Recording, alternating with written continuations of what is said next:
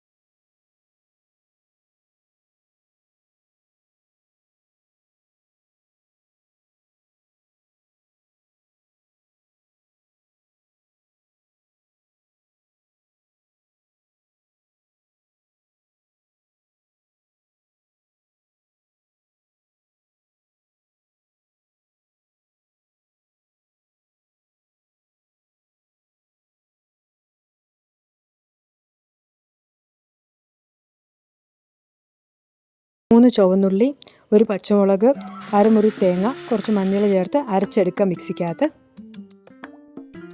Medium ഫ്ലെയിമിൽ തിളച്ചുകൊണ്ടിരിക്കുന്ന മാങ്ങാക്കറിക്കകത്തോട്ട് ചേർക്കുക. തേങ്ങയുടെ പച്ചമണം മാറുന്നവരെ നന്നായി ഇളക്കി കൊടുക്കുക.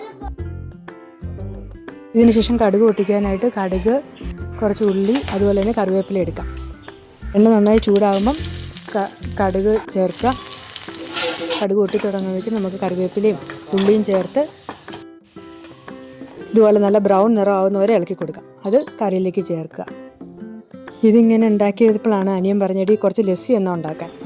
ഇനി വെച്ച് പഴുത്ത മാങ്ങ ഉള്ളതുകൊണ്ട് അതും തൈരും പഞ്ചസാരയും ചേർത്ത് പെട്ടെന്ന് തന്നെ ഒരു ഗ്ലാസ് ലസ്സി ഉണ്ടാക്കിയെടുത്തു. മാങ്ങാക്കറി ചിലർ കറിയായിട്ടും ചിലർ ഡെസേർട്ട് പോലെയും കഴിക്കും. അങ്ങനെ വേനലവധിക്കാലത്ത് ഞങ്ങൾ ബാക്കി പിന്നെ ബീച്ചിലും പാർക്കിലും ഒക്കെ ആയിട്ട് പോയി. ഇനി സ്കൂൾ തുറക്കാൻ കുറച്ച് ദിവസങ്ങളും കൂടി ബാക്കി. ഇന്നത്തെ ചെറിയ സന്തോഷങ്ങളാണ് പിന്നത്തെ വലിയ ഓർമ്മകൾ.